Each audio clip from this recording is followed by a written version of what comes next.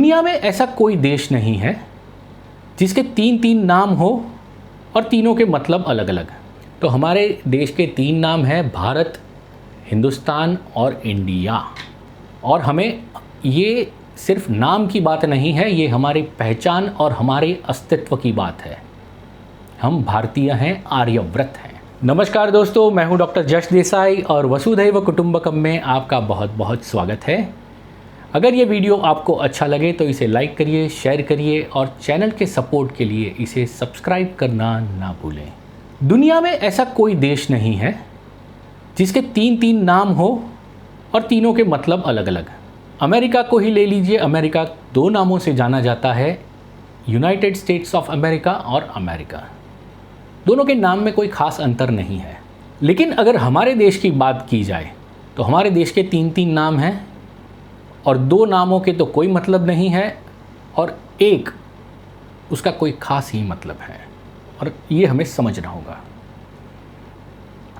अगर हम हमारे देश की बात करें तो हमारे देश के तीन नाम हैं भारत, हिंदुस्तान और इंडिया।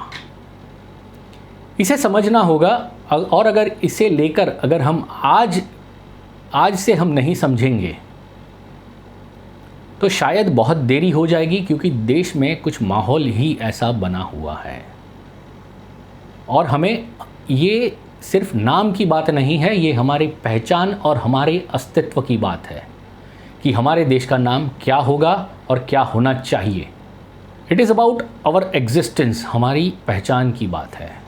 कोई मुझे अगर ये पूछे कि क्या मैं हिंदुस्तानी हूँ तो मैं सीधे तौर पर कहूँगा नहीं, मैं हिंदुस्तानी नहीं हूँ। कोई अगर मुझसे पूछे कि क्या मैं इंडियन हूँ तो मैं कहूँगा नहीं, मैं इंडियन भी नहीं हूँ।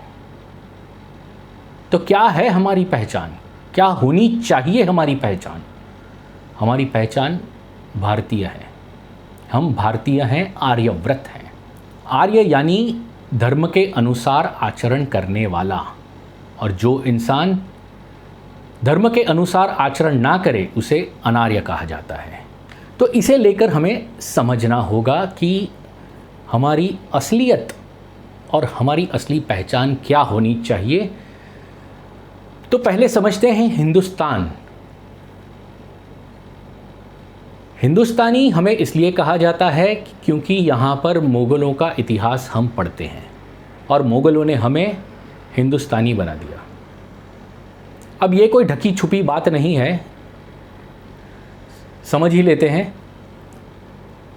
दरअसल मुग़ल यहाँ पर जब आए तो उन्होंने अपना पड़ाव सिंधु नदी के पास सिंध प्रदेश में रखा, और जब उन्होंने वहाँ का कल्चर, वहाँ की भाषा समझने की कोशिश की कि यहाँ पर किस प्रजाति के लोग रहते हैं, तो उन्हें पता चला कि यहाँ पर सिंधी लोग रहते हैं। दरअसल उनकी ज़बान में सिंधी बोलना दिक्कत वाली बात थी, तो उन्होंने स को ह कहते थे। दरअसल वो स को ह कहते थे, तो उन्होंने सिंधी का हिंदी कर दिया, हमें सिंधु प्रदेश से हिंदू प्रदेश और हिंदुस्तानी बना दिया। वो जिस प्रदेश से आए थे उस हिसाब से उन्होंने यहाँ पर काफ़ी सालों तक यहाँ पर रहे, राज किया, तो उन्होंने हमें हिंदुस्तानी बना दिया। तो क्या हम हिंदुस्तानी हैं? ये प्रश्न सोचने वाली बात है। नहीं, मैं तो कहूँगा नहीं, मैं हिंदुस्तानी नहीं हूँ, कतई नहीं हूँ। फिर यहाँ पर ब्रिटिशर्स आए और उन्होंने हिंदुस्तानी से हमें इंडियन बना दिया। इंडस वैली सिविलाइजेशन के नाम पर इतिहास लिखना शुरू कर दिया और इस तरह से हम इंडियन बन गए। तो यहाँ पर हमें समझना होगा कि क्या हम आज भी अंग्रेज़ों के गुलाम हैं? अंग्रेज़ तो चले गए, लकीरें छोड़ गए।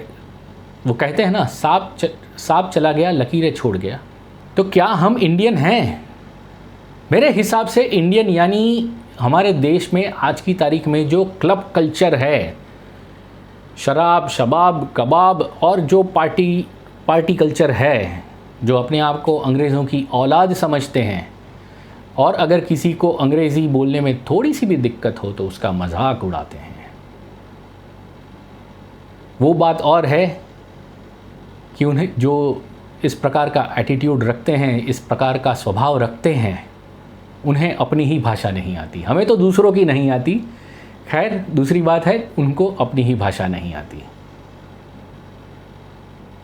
तो मैं यहाँ पर ये कहना चाहता हूँ कि अगर हम हमारे कल्चर यानी हम हमारी संस्कृति को लेकर अगर हम सतर्क नहीं हुए तो हमारी संस्कृति को बचाने कोई नहीं आ सकता। इसे समझना होगा। अगर इसे लेकर अगर हम आज से सतर्क नहीं हुए तो बहुत देर हो जाएगी। देखिए, कोई भी सरकार जो हम चुनते हैं वो सरकार हमारे ही एजेंडा, हमारी ही ज़रूरतें ध्यान में रखकर इलेक्शन लड़ते हैं, चुनाव लड़ते हैं और फिर वो गद्दी पर आते हैं और फिर वो हमारी ही मांगें पूरी करने की कोशिश करते हैं। उसका क्लासिकल एग्जाम्पल अगर हम लें तो हाल ही में जो राम मंदिर बन रहा है वो भी उसी का नतीजा है। चाहे वो आर्टिकल 370 हो या देश के अलग अलग मुद्दे हों, तो हमें आज से हमारी सरकार पर ये दबाव डालना होगा कि हमारे देश का नाम भारत हो और सिर्फ भारत हो, दुनिया की हर ज़बान में, दुनिया की हर भाषा में इसे भारत ही कहा जाना चाहिए।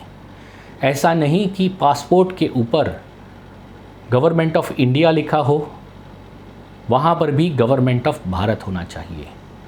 हमारी करेंसी नोट पर रिज़र्व बैंक ऑफ इंडिया अब नहीं चलना चाहिए, रिज़र्व बैंक ऑफ भारत ही होना चाहिए।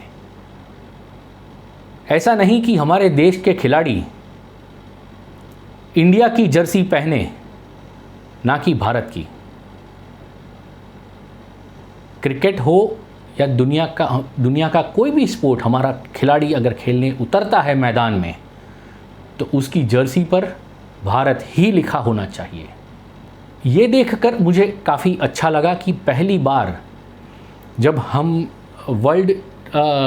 हमारे खिलाड़ी, क्रिकेट के खिलाड़ी वर्ल्ड टेस्ट चैम्पियनशिप खेलने गए थे इंग्लैंड में, तो वहाँ पर बसे हुए भारतीयों ने पहली बार हमारे झंडे के ऊपर अंग्रेज़ी में भारत लिखा था।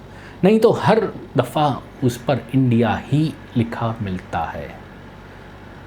तो मेरे हिसाब से लोग समझ तो रहे हैं इस बात को लेकर, चाहे हम दुनिया में कहीं भी बसें, लेकिन अगर हम अपने कल्चर से जुड़े रहेंगे तो हम भारतीय ही कहलाएंगे। इसे समझना होगा कि जो सनातन धर्म है, ये सनातन धर्म सभी को समझता है और सभी के कल्चर को अपनाता है। और यही कारण है कि जो कोई भी हमारे देश में आया वो यहीं का होकर रह गया। चाहे वो चला भी गया हो, लेकिन वहाँ उनका कल्चर जो है वो हमने आज भी संभाल के रखा है। चाहे वो अंग्रेज़ों का कल्चर हो, पोर्टुगल का कल्चर हो, फ्रेंच का कल्चर हो। फ्रेंच कल्चर पुडुचेरी और साउथ के कुछ प्रदेशों में देखने को मिलता है। पोर्टुगल का कल्चर गोवा और दीव दमन में देखने को मिल जाता है। मुगलों का कल्चर यूपी में देखने को मिल जाता है। तो मैं ये नहीं कहता कि मैं कोई इन कल्चर्स के विरोध में नहीं हूँ। कल्चर सभी को जो पसंद आए उस हिसाब से रहने की छूट है और छूट होनी चाहिए। लेकिन जब बात आती है आइडेंटिटी की, जब बात आती है पहचान की, तो हम सिर्फ भारतीय हैं। दोस्तों, आपको अगर ये वीडियो पसंद आया हो तो इसे शेयर कीजिए, ज़्यादा से ज़्यादा शेयर कीजिए, ताकि ये बात हमारा हर भारतीय समझे, हमारा नागरिक, हमारे देश का हर नागरिक इस बात को लेकर आज से सतर्क हो जाए और सरकार पर यह दबाव बनाए कि हमारी पहचान भारतीय होनी चाहिए, भारत होनी चाहिए। हमारे हर डॉक्यूमेंट से इंडिया हटाकर भारत होना चाहिए। जय हिंद, जय भारत।